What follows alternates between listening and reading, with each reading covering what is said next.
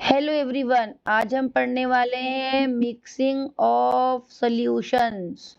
Very important topic, इसके बारे में चर्चा करेंगे आज की क्लास में, जो कि नीट के लिए, जेई के लिए, 12th के लिए बड़ा इंपॉर्टेंट है। और मोल कंसेप्ट से ये डायरेक्टली रिलेटेड है। तो इतने सारे टॉपिक आपके इस सारी चीजों के लिए तैयार हो जाएगा। तो हम मिक्सिंग क्या करते हैं सॉल्यूशंस की, कैसे कैसे सॉल्यूशन को मिक्स कर सकते हैं। हम एसिड प्लस एसिड दो सॉल्यूशन को मिक्स कर सकते हैं। हम बेस प्लस बेस सॉल्यूशन को मिक्स कर सकते हैं। हम एसिड प्लस बेस को मिक्स कर सकते हैं। हम दो सॉल्ट सॉल्यूशंस को मिक्स कर सकते हैं। तो जब हम मिक्स करते हैं तो क्या फर्क पड़ता है और इसके अलग अलग प्रॉपर्टीज पर सॉल्यूशन के आज हमें ये पढ़ना है। तो सबसे पहले हम पढ़ते हैं acid plus acid.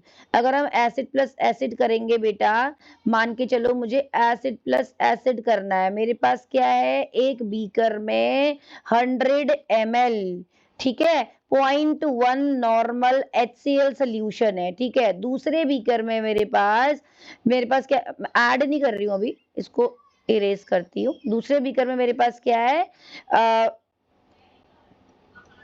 100 ml 0.2 normal HCl solution है। अब डिफरेंस क्या है, सॉल्यूशन बिल्कुल सेम है, लेकिन डिफरेंस क्या है, मेरे पास कंसंट्रेशन का डिफरेंस है। अब मैंने तुमसे बोला बच्चों एक काम करो, यहां से इसमें से उठाओ, इसका उठाओ 30 ml और इसका उठाओ 20 ml, एक नया सोल्यूशन बनाओ। तो तुमने कहा ठीक है मैडम, हम यहाँ से 30 ml लेके आते हैं और यहाँ से 20 ml लेके आते। तो आपने कहा बेटा, मैंने बोला कितना हो गया, आपने बोला मैडम 50 ml हो गया। अब बताओ जी क्या कंसंट्रेशन होगी।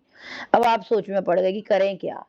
ठीक है, अब क्या था, अब आपको मालूम है वेट मोल होता है। वेट मोल का मतलब समझते हो ना, अगर पानी में घोल दिया तो मोल पे क्या फर्क पड़ने वाला है। तो ये वेट वेट इक्विवेलेंस है। कैसे है, क्योंकि नॉर्मेलिटी दे रखी है। कैसे निकालते हैं, पानी में जाकर N1V1 से निकालते हैं और इधर क्या हो जाएगा, N2V2 हो जाएगा। मिक्सिंग के लिए क्या लगाते हैं, नॉर्मेलिटी इक्वेशन। क्या होता है, N1V1 plus N2V2 equal to N3V3। आपको क्या है, इसके बारे में सारा ज्ञान है, इसके बारे में सारा ज्ञान है। आपको क्या है, ये वॉल्यूम आपको मालूम चल गया 50 ml है। ये आपको निकालना है नॉर्मेलिटी। जो तीसरा सॉल्यूशन बना, इन दोनों को मिक्स करने के बाद क्या हुआ, आप क्या करोगे, सबसे पहले आप चेक करोगे कि सॉल्यूशन किसका बना हुआ है। देखना बेटा, सॉल्यूशन किसका बना हुआ है, HCl का बना हुआ है। HCl का बना हुआ है, दोनों एसिड है, कोई चेंज नहीं आने वाला, कोई रिएक्शन नहीं होने वाली।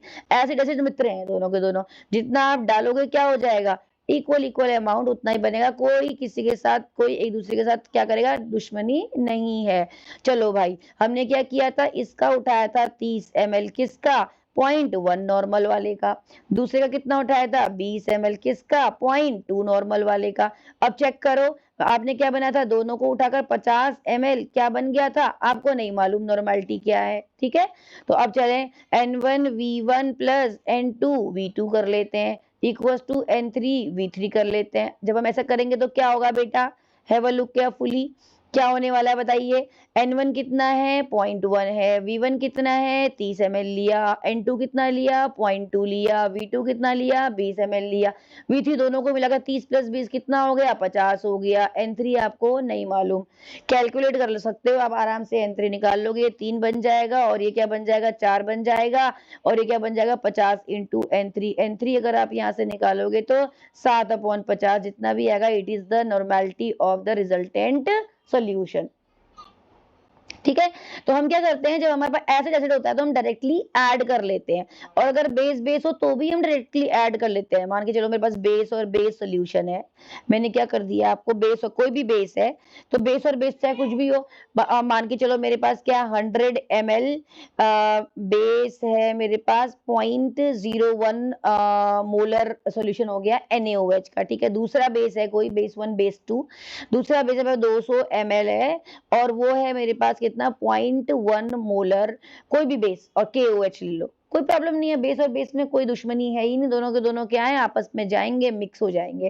अब आपको ये देखना, मैंने आपको बोला कि 100 ml में से बेटा 50 ml इसका उठाओ और 50 ml इसका उठाओ, ठीक है, और आप जाके तीसरा सॉल्यूशन बनाओ, कितना बनेगा, 100 ml बनेगा। फिर मैंने बोला बताओ इसकी मोलैरिटी क्या होगी, M3। तो हम क्या करेंगे, यहाँ पर मोलैरिटी इक्वेशन लगाएंगे। क्या होती है molarity equation? m1v1 equal to m2v2। लगाओ m1v1 plus m2v2 equal to क्या हो जाएगा बेटा? m3v3। ठीक है, अब क्या करेंगे? कितना लिया था हमने? 50 ml लिया था। कितने मोलर का? पॉइंट आई थिंक ऊपर देखते हैं कितना था, 0.01। ठीक है, तो हमने लिया 0.01 ml का। ये कितना लिया था? 50 ml। कितने का लिया था? 0.1 ml का। कितना हो गया? 50 और 50 100 हो गया मेरे पास। m3 मुझे नहीं मालूम। Then I will add what it will be. अगर मैं इसे करूंगी तो कितना हो जाएगा मेरा? 5 हो जाएगा। और ये कितना हो जाएगा बेटा? ये भी 5 हो जाएगा। और ये हो जाएगा m3 इंटू 100। और ये m चेक करें मैंने सही किया है ना? 10/100 कहीं गलती हुई है? ये हो जाएगा 0.5। करेक्ट, तो हो जाएगा 5.5। 10 ना होकर 5.5 होगा। 5.5/100, तो ये हो जाएगा होगा 0.0055 मोलर।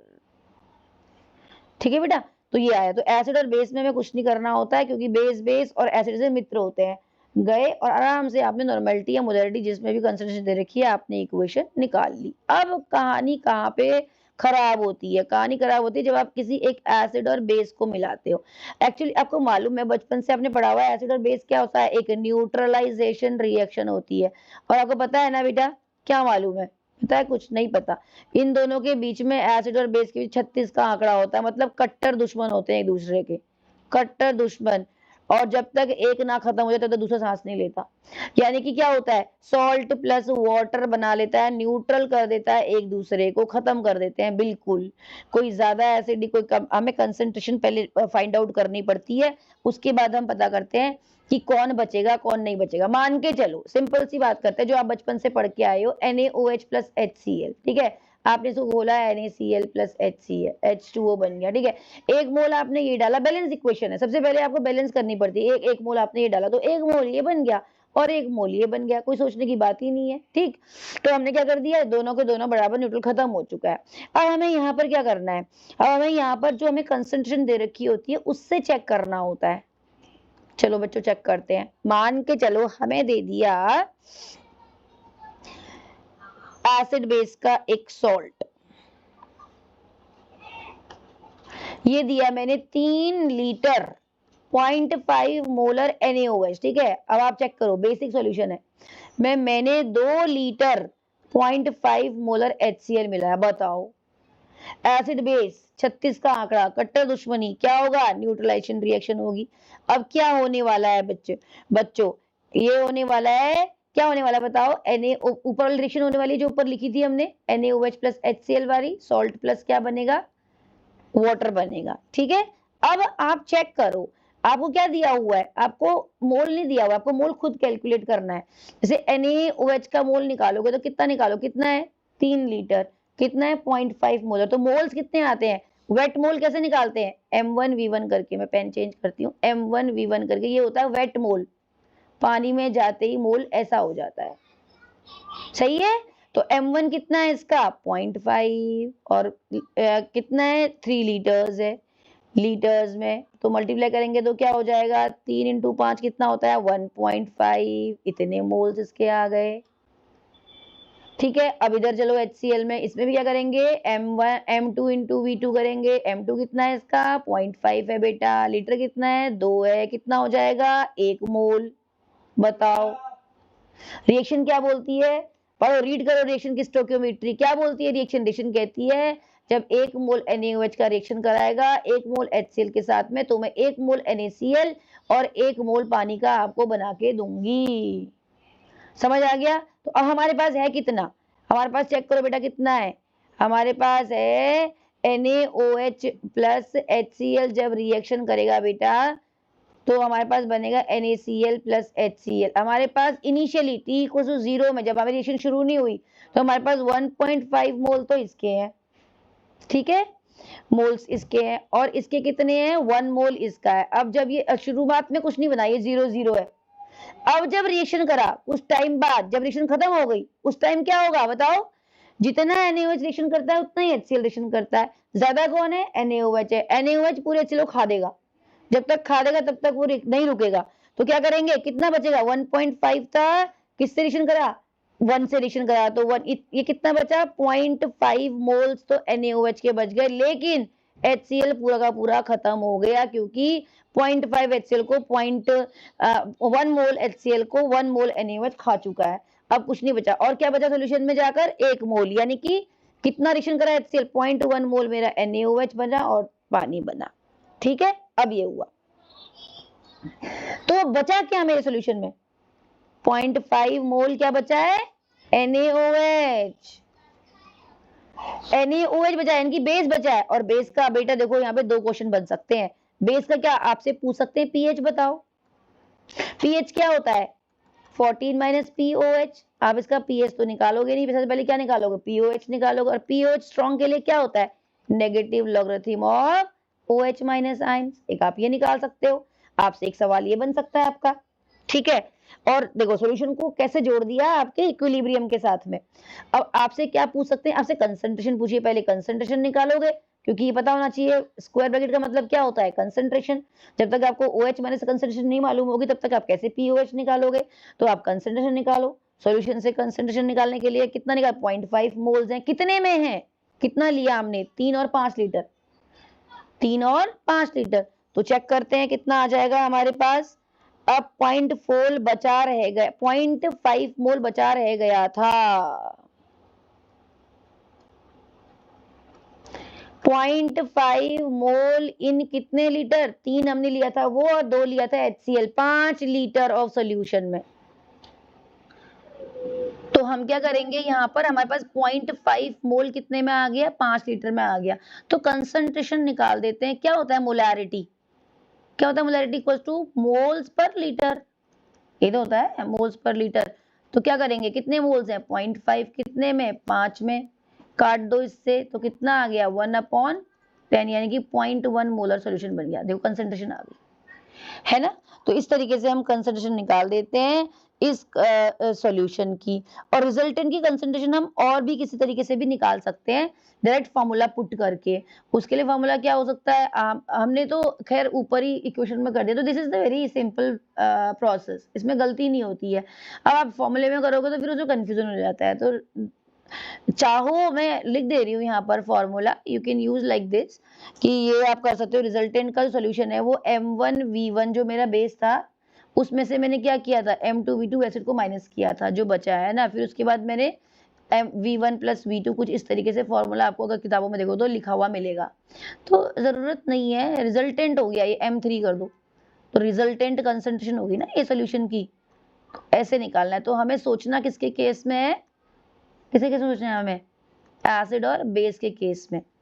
अब जरूरी नहीं है कि वो एक ही रिएक्शन करे, ऐसा भी तो हो सकता है कि वो मतलब कि NaOH ना हो, NaOH हो या फिर HCl ना हो, H2SO4 हो।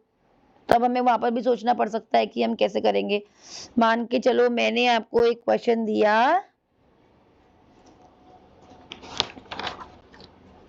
ये लो आ जाओ, एक क्वेश्चन करते हैं, उसके बाद फिर ज्यादा क्वेश्चन बाद में करेंगे। एक क्वेश्चन आपको यहाँ बताते हैं। इस मान के चलो मैंने क्या बोला कि 10 cc 100 cc, बताओ cc भी दिया हुआ होता है बेटा, सेंटीमीटर क्यूब मतलब ml, ठीक है, यानी कि 100 ml। तो ऐसे दिया होता है बेटा पेपर में, ऑफ ऐसे दिया 0.1 मोलर H2SO4 दे दिया मैंने, ठीक है। अब और क्या दे दिया मैंने? 100 cc ऑफ कितना?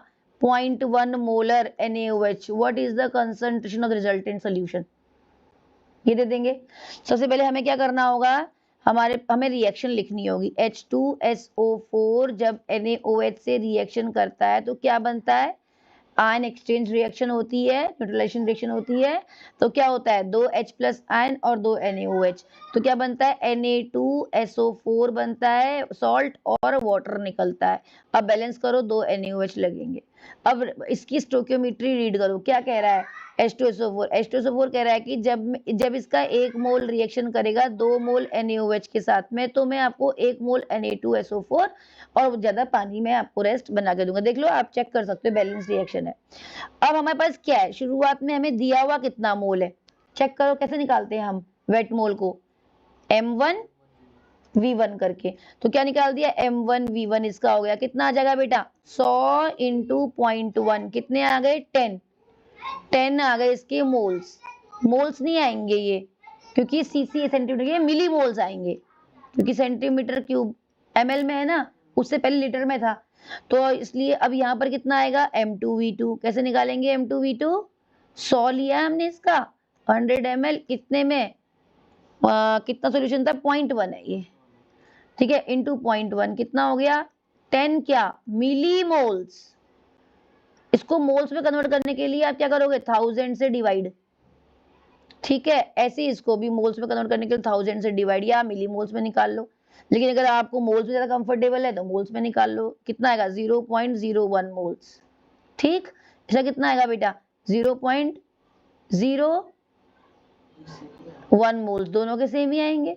चलो आ जाओ, अब रिएक्शन क्या बोलती है, रिएक्शन कहती है कि हमें इतना दिया हुआ है 0.01 0.01, रिएक्शन कहती है कि 1 मोल H2SO4 का लोगे तो 2 मोल NaOH चाहिए तुम्हें, लेकिन अब तुम्हारे पास दोनों इक्वल अमाउंट में है, तो कितना रिएक्शन करेगा, अगर 1 मोल H2SO4 का रिएक्शन करेगा तो 1 मोल ही NaOH चाहिए, तो हमारे पास कितना करेगा, हमारे पास NaOH कितना है 0.01, तो H2SO4 का आधा रिएक्शन करेगा। अगर पूरा का पूरा NaOH कंज्यूम हो जाएगा तो इसका आधा चाहिए, यानी कि मुझे क्या चाहिए, समझ रहे हो ना मेरी बात, हाँ H2SO4 मुझे चाहिए, H2SO4 जब 2 NaOH से रिएक्शन करता है तो Na2SO4 बनाता है और H2O बनाता है, रिएक्शन बोलती है स्टोइकियोमेट्री डबल होना चाहिए, डबल होना चाहिए। तो कौन ये कितना है हमारे पास कम है, तो लिमिटिंग रिएजेंट कौन हो गया मेरा NaOH हो गया, ठीक है। तो अब इनिशियली मेरे पास कितना दिया हुआ है 0.01 मोल H2SO4 के दिए हुए हैं, 0.01 मोल NaOH के दिए हुए हैं, और ये कितना हो गया मेरे पास 0 0, ठीक है। अब हम क्या करेंगे बताओ, हमारे पास T में मतलब जो टाइम चला तो उसमें कितना था बेटा,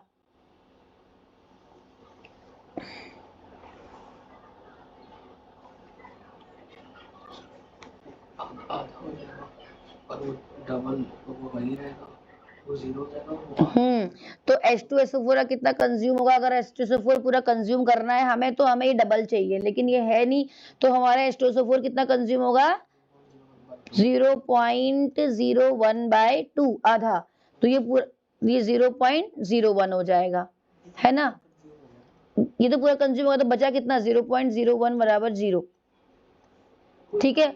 और इसका कितना कंज्यूम हुआ हमारे पास 0. मतलब आधा कंज्यूम हुआ, तो रिमेनिंग कितना हो जाएगा 0.005 हमारे पास लेफ्ट आउट हो गया मोल।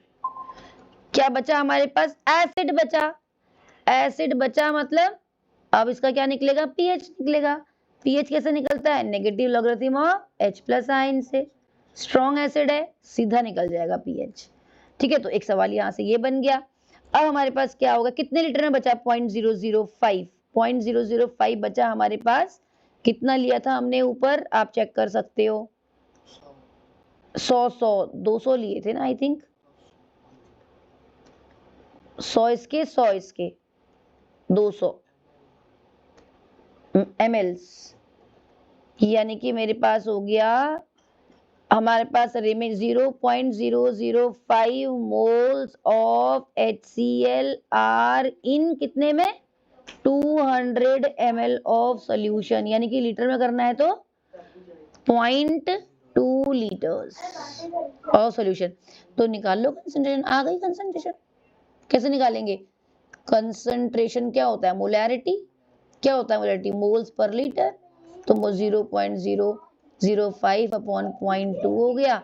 अब आप काट दो और 5/200 कर दो और कितना आएगा 1/40, और 1/40 को निकाल दो, जो भी आएगा it will be the resultant M3 concentration of resultant solution. आप हम इस तरीके से निकालेंगे, या फिर हम नॉर्मेलिटी इक्वेशन डायरेक्ट फॉर्मूला भी लगा सकते हैं। तो डायरेक्ट फॉर्मूले में कंफ्यूजन होता है थोड़ा सा कि क्या बचा क्या नहीं बचा, N1 V1 क्या होगा, N2 V2 क्या, इसलिए कंसेप्चुअली करें तो गलत नहीं होता, समझ के करेंगे तो। और ये केवल एसिड और बेस के केस में ही समझना है। एसिड प्लस बेस को जब हम मिक्स करते हैं तो एसिड एसिड और बेस बेस के केस में तो कुछ है ही नहीं। ठीक है बेटा, तो ये हुई हमारी mixing of solutions of acids plus base की बात। ज्यादा हम नेक्स्ट वीडियो में पढ़ेंगे, आज इस वीडियो में इतना ही। और आप करते रहिए, पढ़ते रहिए, दैट्स इट।